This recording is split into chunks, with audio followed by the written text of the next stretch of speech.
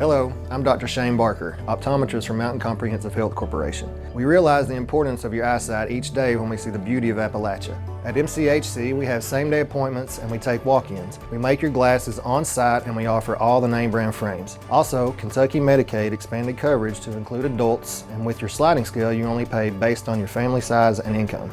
When it comes to your eyesight, we don't want you to miss a thing. MCHC, providing better health for a longer life.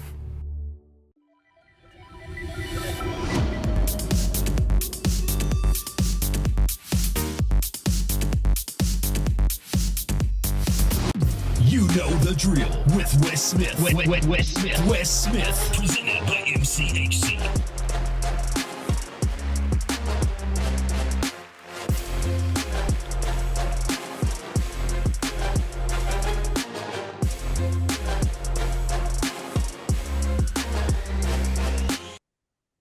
Everybody reaches, well, I say everybody, most people reach that point in life where you graduate high school. I almost said everybody. I guess everybody doesn't graduate high school, but most people graduate high school and you start thinking about, where am I going to go to college? What am I going to do? Especially if you're an athlete, right? You start thinking, which college am I going to go to? If you're fortunate enough to play collegiate athletics, where am I going to go? This and that. And I feel like for a parent, for a mother, a father, family, I feel like that is the hard part, because you start worrying, is my kid going to go to college and party and drop out and go crazy? So I feel like that's always a struggle when parents think about this. So you have those parents that maybe like want to keep their kid at home. Maybe I can prevent that from happening if I'm close. But we have a guest today on the show that I feel like, for one mother and father in Eastern Kentucky, it backfired, because their son is now quite literally an absolute party animal. And I can say that confidently because it's a fact, and you're going to find out why, because we have Party Animal Dalton Cornett on the show with us today. Dalton, thank you so much for joining us. I really, really hope that you're completely okay with that introduction you just got. For sure. Thank you so much for having me. Super excited to be here. Dalton is one of my favorite guests. If any of my listeners watched any of my old HT24 shows like Hold Up or Before the Whistle, Dalton has been a guest on multiple of those. We're always excited to talk to Dalton. And I've promised Dalton, every viewer, for 6 episodes now, I've promised it's not going to be all basketball. So congratulations, you get to break the baseball silence and we get to talk some baseball here today. There we go. The best sport comes into play now. There we go. I have to say, man, and I feel like I fall into the category of a lot of people. I love baseball, right? It's the great American sport. It's fun. You know, you think of ballpark hot dogs. You think of a good ice cold beer. You think of popcorn, all the things that goes along with baseball. But I feel like I fall in the category with a lot of people. I struggle to watch a lot of baseball on TV. It's probably my absolute favorite sport to go to and watch in person. Gotcha. Yeah. I mean, that's, like you said, a lot of people, I mean, even myself sometimes struggle watching baseball on TV. It's just it's just a thing. But, playing in person and watching it in person is so much better. Do you feel like some of the new rules that the MLB has implemented helps that a little bit? I think it helps a little bit because it speeds the game up. I was actually one of the first players to test some of those rules. And it was pretty cool to be able to do that. So I think it speeds the game up and it's pretty good. So you got to be one of the first people in baseball to test. How was that? Was it a hard transition? I know I feel like catcher is your primary position. Mm-hmm. Was that hard to get used to? At first, it was super tough. We had the robot umpires, we had the bigger bases, which that one was easy. The pitch clock, we actually moved the mound back a little bit. I don't know if anybody remembers that, but we moved the mound back just to tamper with a couple things to see how it would work. Obviously, that one didn't stick too well, but we tested those things, and some of them worked out, some of them didn't. Okay. Okay. Well, uh, I feel like it's anytime you've had a sport that's existed for so long and you try to implement new things, there's Mhm. bugs, right? You got to Oh, work out. sure. I feel like, we talk a lot of basketball. You are familiar with basketball yourself, even though we're not mainly talking about basketball today. You played basketball, and a fan of basketball. Yeah. I know you've heard people talk about the days before the 3-point line and when they move the 3-point line back. So, of course, in baseball, when you implement these new rules, of course, there's going to be bugs you have to work Sure. out. So that's an example of those, I guess, there For with sure. the mound Definitely. and things like that. Yeah. But Dalton, people don't want to hear me; they want to hear you. So I want to talk a little bit about. I want to almost go through the life of Dalton Cornett here, the party animal himself. Uh, we all know you graduated Knott County Central High School, and if I'm not mistaken, you at least verbally committed to the University of Kentucky. Am I right? Correct. That's correct. Yes, sir. So walk us through a little bit of that, Dalton. What it was like coming out of high school as one of the top prospects in the state of Kentucky, and a ranked prospect in the country, going into college baseball, uh, being recruited, and then ultimately uh, becoming an Eagle at Alice Lloyd. Walk us through that process. What that was like for you. Yeah, so when I was younger, I always had my sights set on, I want to go to University of Kentucky, I want to play Kentucky. I'm a huge Wildcats fan, huge, still am to this day.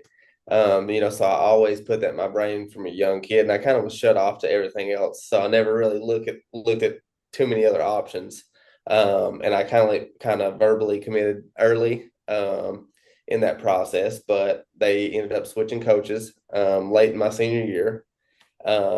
So you know how that can also affect some things. So then I decided, you know what, I'm going to stick around and play for my dad at Alice Lloyd College. And of course, my dad wanted me to stay around home and play with him. And it was actually the best decision I ever made. That's awesome to hear. I can't help. I remember talking to your dad one time, and uh, jokingly, I went up to him and I was like, Alice Lloyd's committed some pretty big recruiting violations. I'm sure. I heard the coach bought one of the recruits a brand new Jeep. Uh, so I used to aggravate him about that a little bit, but I guess when it's your son, you're allowed to. Yeah, I guess so. He bribed me a little bit with that Jeep, and I ended up coming to Alice Lloyd. How does it feel? So you talked about growing up in Kentucky and being a big Wildcat fan. How did it feel to watch them make the run that they made in the College World Series this past season? Yeah, no, that was awesome. Absolutely awesome. And I didn't have any connections with the new coach. That was the coach that come in after, I had committed. So I didn't have really many connections, but always I'm a fan of UK along with I'm a Tennessee fan too. I like Tennessee. So, to see both of those teams in there was awesome. Did you know any of the players in the World Series there, the College World Series? Do you know any of them personally? Not now, no, not now. Okay. I thought, that's a little bit of a different Mhm. age there with those college kids now. We're old now, Dalton. So I it's know I'm getting old too. Trust me. I feel it every day. that was something that was spectacular. So I wanted to hear it from your point of view because, like you, I'm a cat fan. Mhm. Growing up in Kentucky, so I feel like Kentuckians, Wildcat fans, never had that experience of watching the College World Series, traveling to watch it in person, and it was amazing, Dalton, to go. Me and one of my good friends, Brady, who was actually a previous guest on this show, uh, actually went out to some restaurants in the evenings and watched Kentucky play, and it was packed with Okay. people wearing blue. And that's something that you typically only see in basketball and football season here in Kentucky. So to see that cheering on the Batcats was unbelievable. Were you in Lexington at all during any of that time? I was not. I was traveling around playing myself, but I was keeping up with every second of it. The Yeah, Kentucky blood runs deep, as you know. absolutely, absolutely. Well, speaking of traveling around, so you end up playing for the legendary Coach Scott Cornett, your father at Alice Lloyd College, had a great, great career. What's next for Dalton Cornett after Alice Lloyd? Walk us through how you got to this professional level of baseball. Gotcha. Yeah. So in college, I had a couple pretty good years. Ended up signing a professional contract early on. And then there's a rule in NAI that you can play 1 year professional baseball and come back to school. So I decided during that time, I would also like to finish school. So I played 1 year professionally, come back to finish school, played another year, and then signed professionally again. So kind of a weird setup there. But I ended up, going to Billings, Montana, to Puerto Rico, I've Colorado, been all around. So I've just been blessed with a bunch of different experiences that, it means the world to me. So you talked about that odd scenario there with in NAIA being able to play professionally for a year and come back. Was that any part of the decision in maybe deciding to play NAIA in the first place in college? It was not. I actually hadn't looked at that. I really didn't know that was an option until, my agent kind of talked to me about that. And it kind of just fell right in my lap, but playing professionally and then going back to school at NAI, it's a weird dynamic, because you go back and the kids are like, this guy has already played professional baseball. What's he doing? What's he doing back here? So it's a weird dynamic, but it was really cool.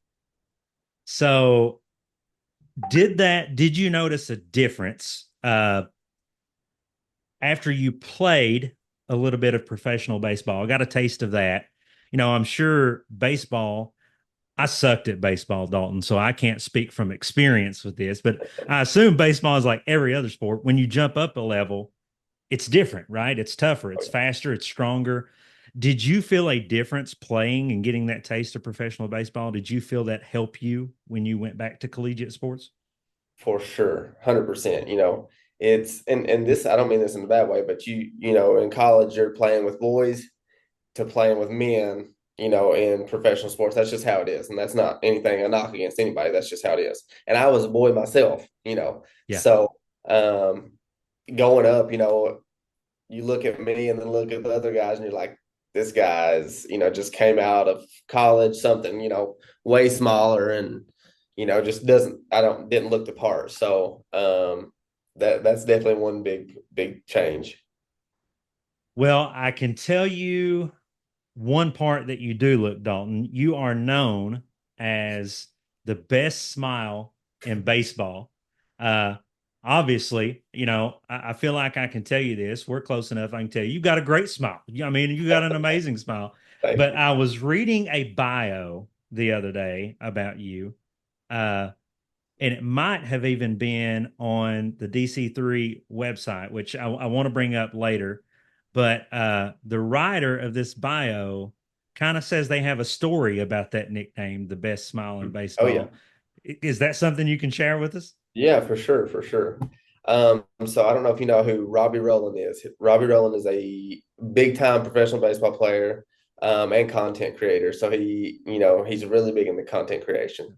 So he was one of my best friends, playing in professional baseball. We're super close, and he's actually a pitcher, and obviously I'm a catcher. So one day he told me that he couldn't focus throwing to me because my teeth were so white.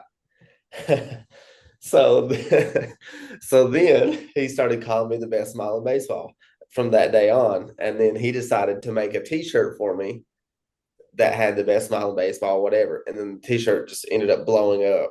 They started selling it in the team store and everything. So the nickname kind of just stuck after that. But yeah, he told me he couldn't focus on throwing the ball to me because of my teeth.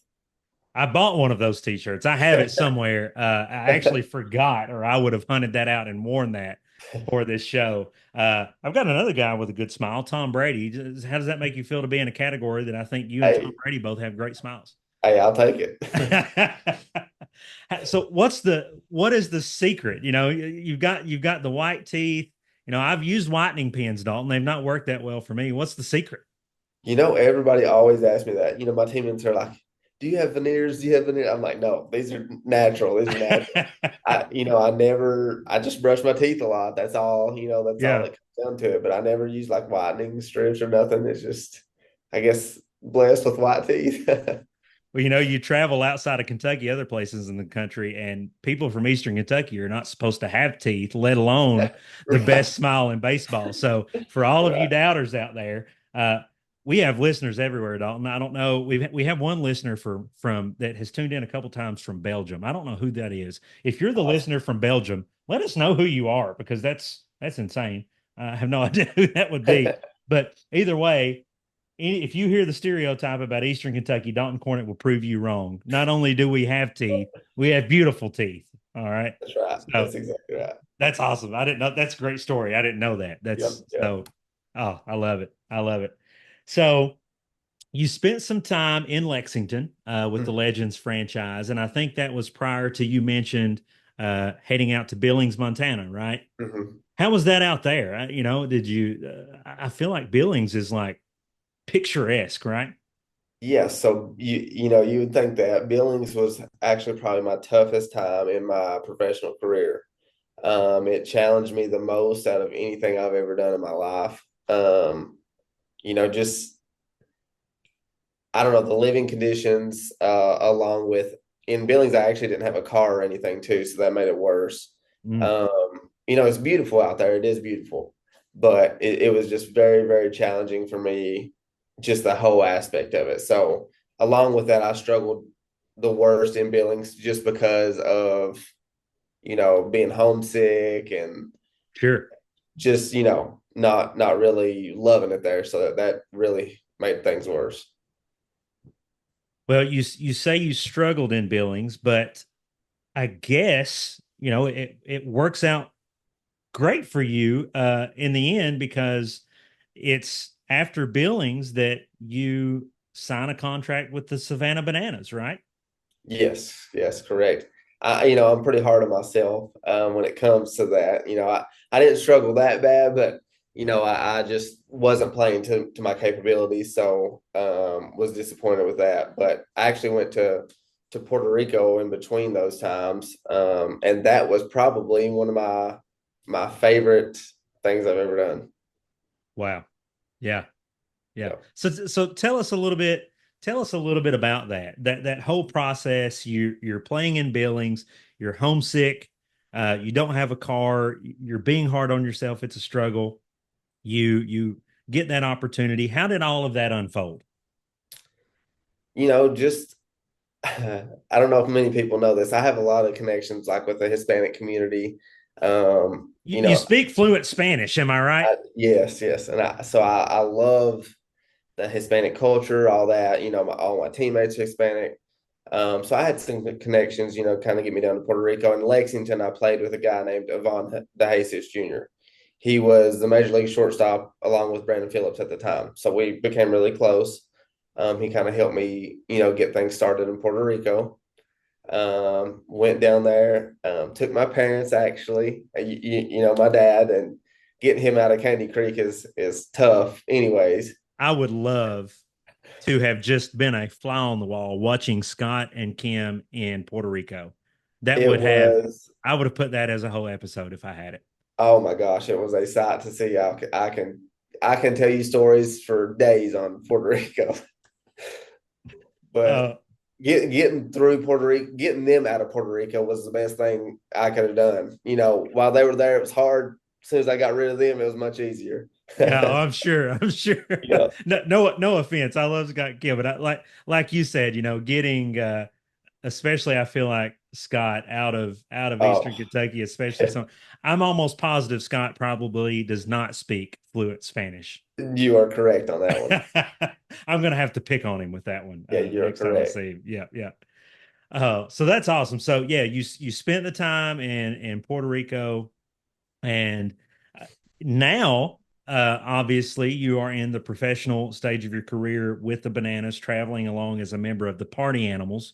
So to all of my elder listeners who are parents and grandparents that do not watch as much baseball, don't get the wrong impression of Dalton. He is a class act. He's not a true party animal in the sense of partying like that. Okay, trust me. He plays along with the Correct. party animals, and that's how I found out you spoke Spanish, and I didn't realize until I saw multiple social media videos, I feel like, with you speaking in Spanish. And I was like, he knows what he's talking about. Like, this Yeah. isn't just rehearsed. He's got this. Correct. Yeah. Like I said, I love the culture and everything about it. And, my best friend, I consider my brother, is from Venezuela. So, we kind of taught each other different things. So that's kind of how it got started. I love it. I love it. So speaking of uh I guess you loving that Hispanic culture, I do have to say I feel like it's great. Um Along with the travel teams you play with now, with the Bananas and the Party Animals, speaking of culture, and you guys do a lot of the entertainment business Mhm. in that role as well, correct? Tell us a little bit, Dalton, about what the Savannah Bananas and the Party Animals are as far as a franchise. Yeah, so we're a baseball entertainment team. We have really good players, but that are also entertaining. We like to really put it as we have the best baseball players, but we also put on a show. And that's pretty special and hard to find, somebody that can do backflip catches, can dance while they're playing. I mean, not a lot of people can just do that. It's super, super special. You think of the Harlem Globetrotters. Well, the Harlem Globetrotters, a lot of it is scripted. You can't script baseball, and that's the truth. We do write out our dances when we're going to dance, all this stuff, but anything else you see on the field playing wise is straight up playing. It's intense. It's everything goes into it, so it's really really cool to see. How long does it take you to, I'm just thinking in the sense of my own white trying to dance. How long does it take you to learn your average TikTok dance that you might perform? So I'm not big on the TikTok. I'm not big on TikTok, and they know that. I'm not huge on the TikTok world. But before the games, actually, you would be very surprised. We learned in about 5 to 6 minutes Wow. uh, for a dance for our show. We do have rehearsals and everything like that, but we literally pick up on it just like that, and that's what's so impressive about it. Everybody there is super super talented in that way, and I never thought I would say I'm going on the field to dance or anything like that, but since I started living in Savannah, I picked up line dancing, so it's like a new thing in my book. So Amazing. I enjoy it now, so it's something different for me. That is amazing. I love that. So Dalton Cornett, not only the best smile in baseball, the best line dancer in baseball. I'm giving you that title now too. All right, perfect, perfect. Yeah, yeah, yeah. So we talked a little bit before the show here. You're in Cleveland, Ohio right now, Mhm. battling a tornado. Correct, correct. We had to evacuate the room and go downstairs a few minutes ago.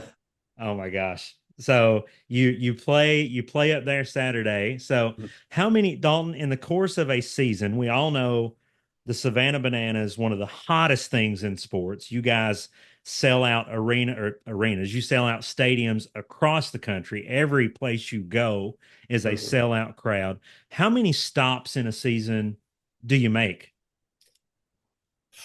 That's hard to count.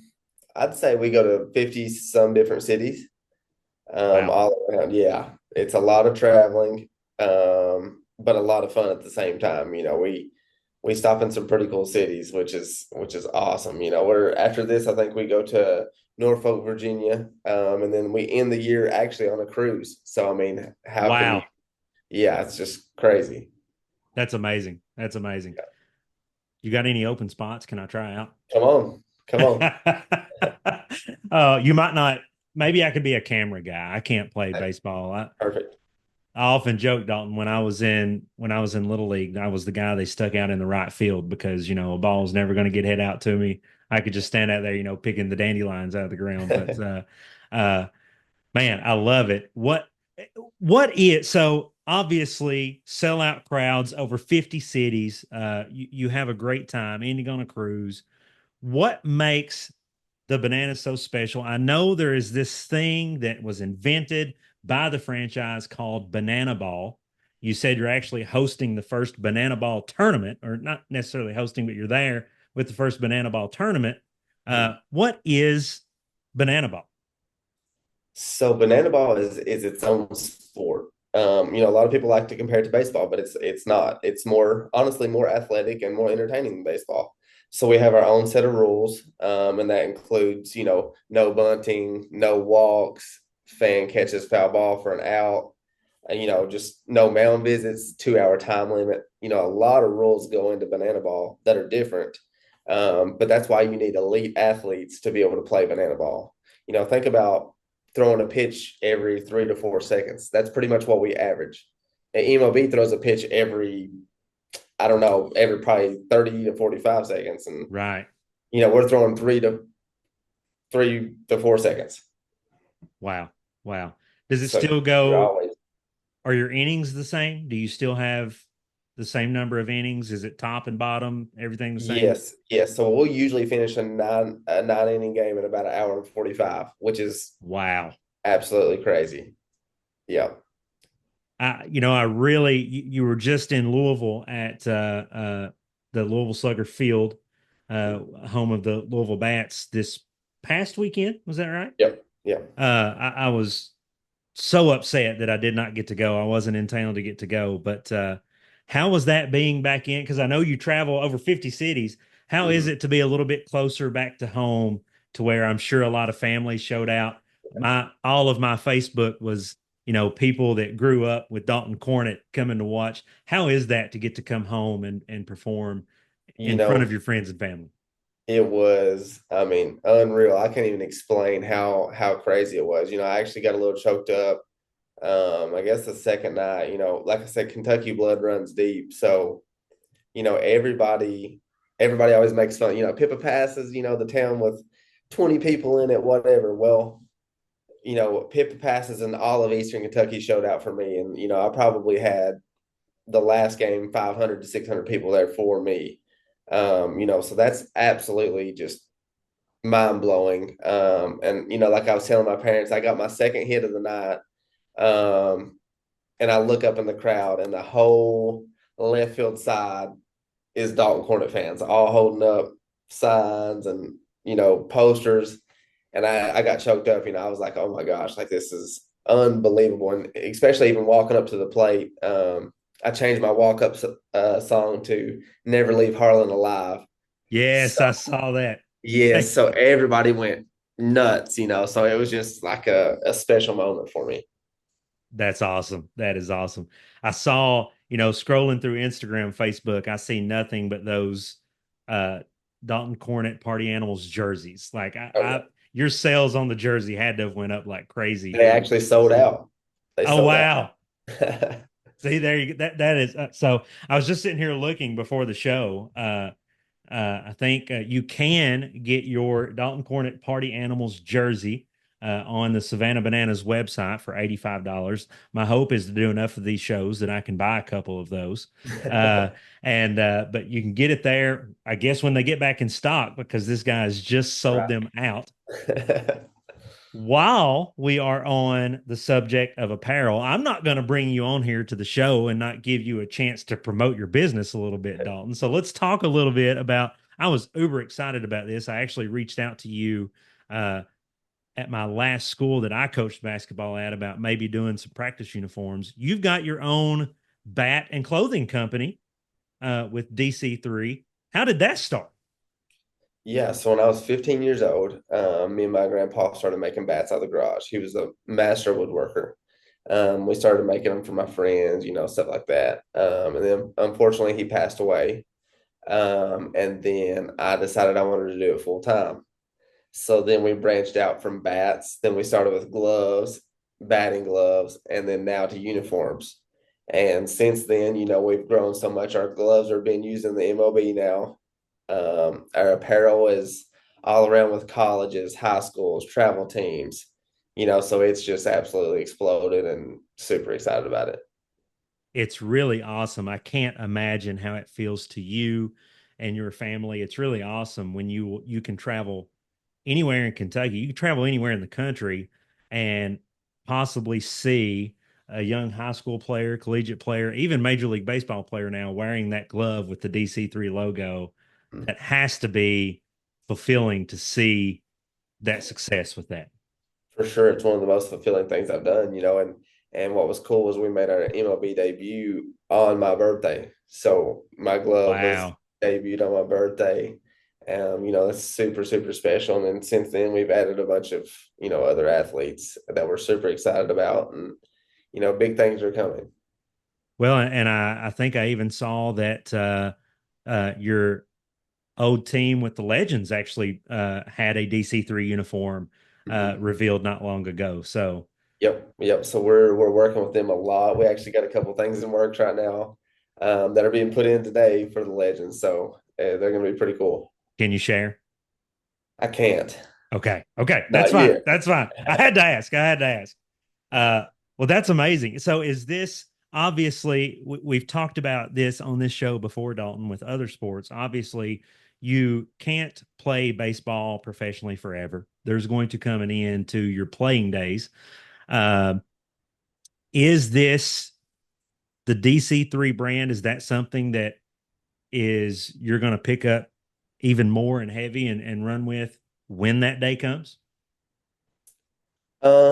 Definitely for sure. We're already on that path right now. We're on the level right now. So I actually have another coworker that works for me that is my COO who does everything for me. And I gotta give him a shout out. His name's Rob.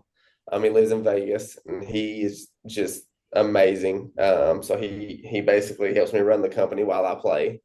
But we're definitely gonna be moving full time, especially when I'm done.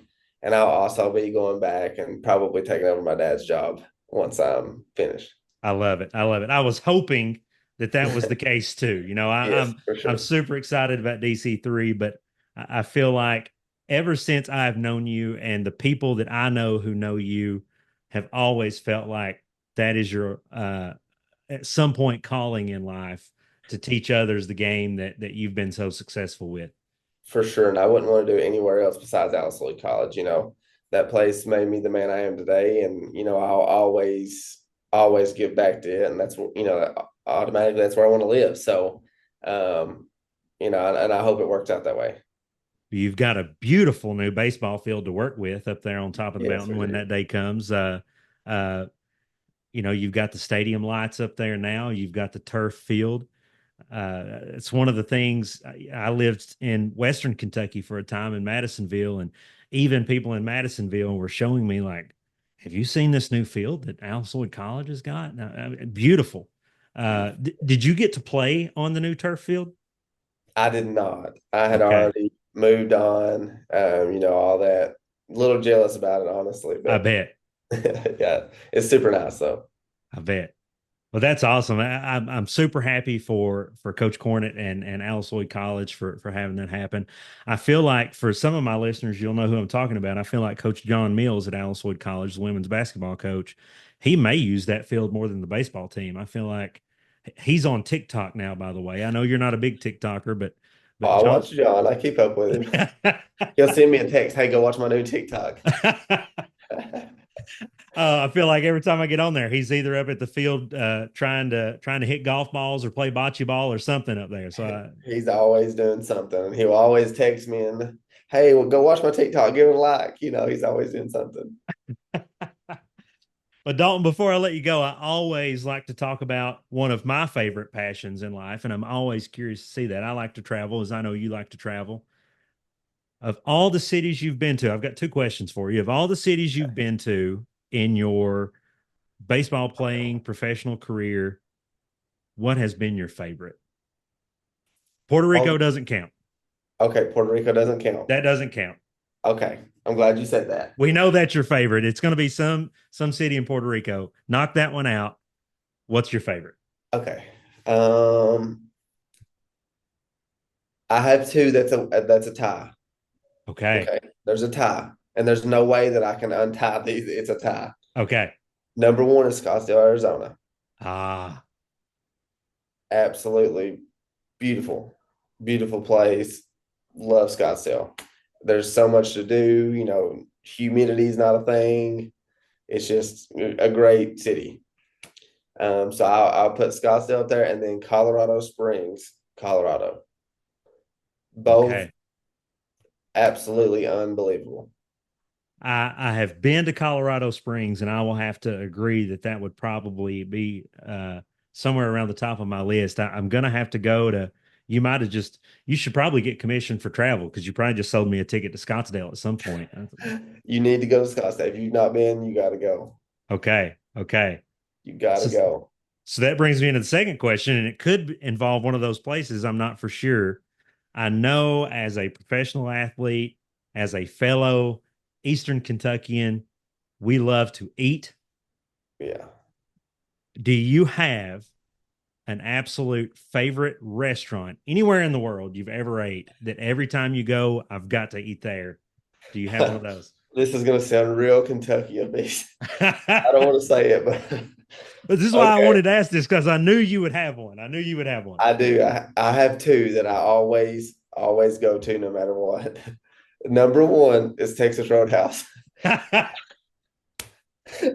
That is the most Kentucky, especially Eastern Kentucky answer I've ever heard. Texas I'm a Roadhouse. huge sucker for Kentucky Road. Yeah, I'm a huge for Texas Roadhouse. Sorry, huge fan. Go there anytime I can see it. How do you Um, beat those rolls, man? you can't beat the rolls. I mean, I No, was 15 in one sitting, so you can't beat it. absolutely. Can't beat the No, rolls. another one is Paula Dean's restaurant. I don't know if you've ever ate there. Yes. Another Kentucky thing of me to say, but you I know, I think I've eaten at the one, and I don't know if there's more than one. I know I've eaten at the oh one yeah, in, there's a couple. yeah, yeah. I love how it's kind of like it's like tapas, but it's not tapas. Like you can order like for the table and these big. Mhm. Oh, it's fantastic. It's You can't as much as you can eat. it's as good as a buffet, man. It is. You can't beat it. That's awesome. That's awesome. So Paula Dean's and Texas Roadhouse. That's a very Kentucky answer, but I have to be with you. Uh, man, those rolls at Texas Roadhouse and everything on the menu is just good. Everything's great. You can't beat Texas Roadhouse. And like Uh, I said, everybody makes fun of me for it, but it is what it is. Everybody loves Louisiana food. We went to Louisiana to play. They love the food, and I thought it was terrible. So they're just like, "What's wrong with you?" I'm picky. yeah, I like my steak and mashed potatoes and cornbread and green beans, and I'm good to go. I'm glad I'm not alone there. I wish I could remember who it was. I've been sitting here trying to rack my brain, Dalton. There is a Cincinnati Bengals player that I follow on social media, and I cannot think of which one it was now, but uh, a few months ago, he traveled over into Kentucky to eat Texas Roadhouse for the first time. And he talked about on the trip there how everybody tells him about the rolls. And he was like, so I've got to go to Texas Roadhouse. And so he records himself going into Texas Roadhouse and eating the rolls for the first time. And it was just like the dude had died and went to heaven when he bit into that roll for the first time. So I had the same feeling. now does Texas Roadhouse still do the peanuts too in the I don't really know. I'm too busy with the rolls. I don't pay attention to the you don't pay peanuts. attention to that. I don't know. I don't pay attention. I dive straight into the rolls. Maybe I'm not even talking. Maybe I'm not even thinking about Texas You're Roadhouse, but thinking of Logan's Roadhouse, I I'm think. thinking of Logan's. I bet. Yeah, Yep, yeah, yeah. definitely. It's That's good too. probably why. It's good too. It's good too. No Texas Roadhouse, though. What about in? I know you're not there as much as you might like to be because it's a beautiful city too. One of my favorite restaurants in the world, and you're going to call me out and call me a liar because I can't even think of the name of it now, but it's an Australian restaurant, is in Savannah, Okay. Georgia. Do you have a favorite restaurant in Savannah? Favorite restaurant in Savannah. I since I've lived in Savannah, I've become a pretty good cook. So I cook for Hey, myself a lot. But when I go out to eat, we have a place called Poe's Tavern. It's right by my place, so super easy to get to, and it's based off Edgar Allan Poe. So it's pretty cool atmosphere. But they have this burger that has chili on top of it, cheese, um, literally anything on top of it, fried egg on top of it. I mean, oh it's just wow. like crazy. So I go there and get that. Probably not the best thing to be eating while I'm playing, but it is what it is. Got to enjoy life somehow. You got to enjoy life somehow. I love it. Well, Dalton, me and my listeners have enjoyed life with having you on the show today. I can promise you that. Thank you so much for for being on here with us. It looks like you have survived the tornado. Oh yeah, we're making it. We're good. So hopefully you're out of that and can play and get some practice in this week and have a good weekend on the diamond. So Dalton, again, thank you. And we'll be wishing the best of luck to you here on You Know the Drill, sponsored by MCHC. And man, we would love to have you on again sometime, maybe toward the end of your season and catch up with you then. For sure. Sounds great. Thank you for having me. All right, ladies and gentlemen, you know the drill. Dalton Cornett. Until next time. You know the drill with Wes Smith. Wes Smith. Presented by MCHC.